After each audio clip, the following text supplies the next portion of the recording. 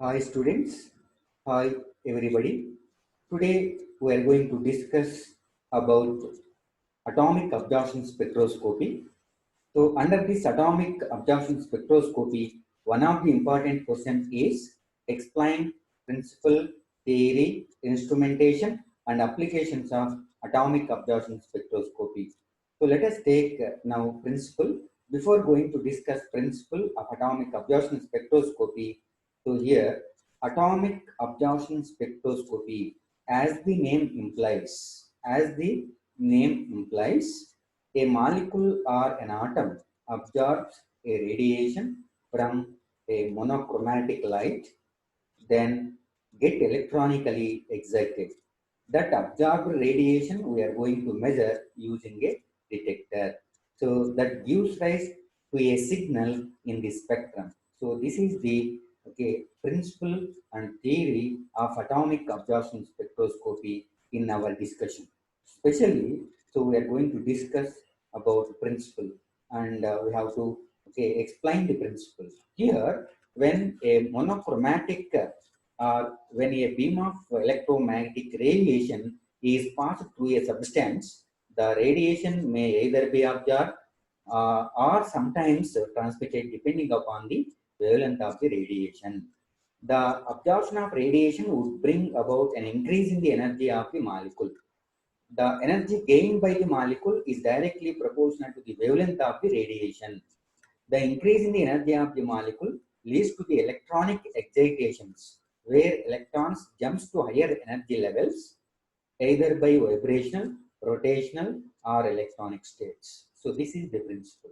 Next, based on this principle, we are going to explain theory. Under this theory, when a monochromatic radiation of frequency nu is incident on a molecule or an atom, the molecule in the gaseous state E1 absorbs a photon of energy h nu. It undergoes a transition from lower energy level to higher energy level by absorbing the radiation from a monochromatic light. A detector is placed to collect the absorbed radiation after interaction with the molecule, which shows the intensity has reduced. So with wide range of frequencies, the detector shows the energy has been absorbed only from the frequency. According to Einstein law of energy, nu is equal to delta E divided by H, where H is a Planck's constant. Delta E is change in energy level states. So here, therefore, we obtain an absorption spectrum which is defined as a record of the radiation absorbed by the given sample as a function of the wavelength of radiation. The energy difference between the levels is given as delta E. So delta E is measured between the two different levels, E2 minus E1, and h nu, that is equal to h nu, where nu is equal to c by lambda. Okay, hc by lambda, which is a Planck's constant, and c is velocity of light. So only you can measure the wavelength. So that is why, so delta E or absorbance versus wavelength, we can get a spectrum as shown in this slide. Here, atomic absorption graphs of absorbance versus concentration or wavelength, we have shown here. When you take arsenic concentration is taken on x-axis, and absorbance values, or delta E values are taken on y-axis. It shows, or it gives a straight line passing through the origin called as calibration line. Same way we can get calibration lines for chromium, cadmium, then here again chromium concentration we have taken, then again for mercury we are going to get a calibration line. So these are the AS graphs of absorbance versus concentration or wavelength. So next is instrumentation. What are the main parts are present in atomic absorption spectrophotometer?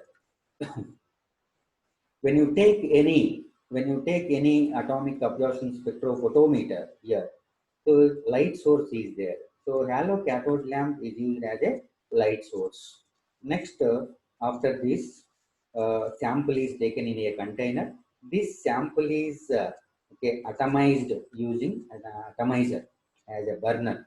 We can use as a burner, that is called as atomizer. Why we have to use this atomizer? Okay, the sample should be atomized and it should be in gaseous state. Then only it is possible to burn the sample and electrons or atoms get electronically excited. So those absorbed radiation, okay, can be detected by using monochromator and detector. So that is why after atomization of this sample, then before this a monochromator is placed. Then after atomization, then monochromator, okay, monochromator allows only a particular wavelength of that radiation, okay, whatever, okay, atomized, then whatever absorbed, then that wavelength of radiation will be sent to the photo multiplier tube, which converts into electrical signal, observed radiation into electrical signal. So that is as detector. So these are the main parts of atomic absorption spectrophotometer. Here we have given a uh, detailed explanation about the parts of atomic absorption spectroscopy. Light source. The light source is usually, as I explained already, a yellow cathode lamp of the element that is being measured. Atomizer. As I explained already, atomic absorption spectroscopy requires that the analyte atoms be in the gaseous phase. Ions or atoms must be and must undergo desalvation and vaporization in a high temperature source such as a graphite furnace. A graphite furnace atomic absorption can accept solutions, slurries, or solid samples also. Then here, light separation and detection. Here, for light separation, monochromator is used, and for detection, photo multiplier tubes are used. Next, after this, okay, what are the applications of atomic absorption spectroscopy? The numerous applications are there. Okay, very few have been listed here. Number one is the determination of structural elucidation of various substances.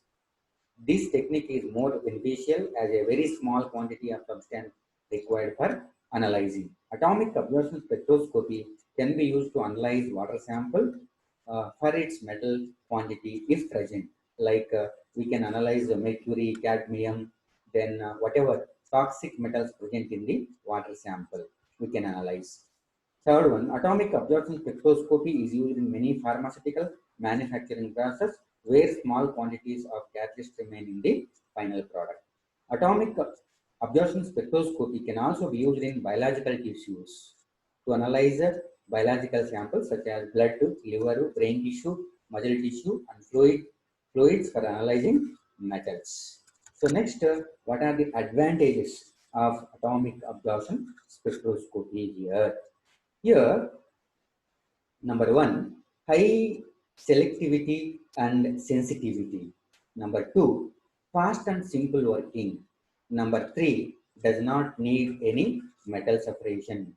Does not need any metal separation. Next, what are the disadvantages of our AS?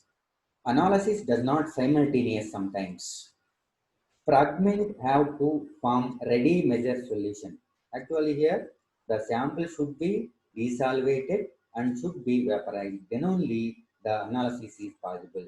Next, limited types of cathode lamps are available. So these are the disadvantages of AAS. Thank you.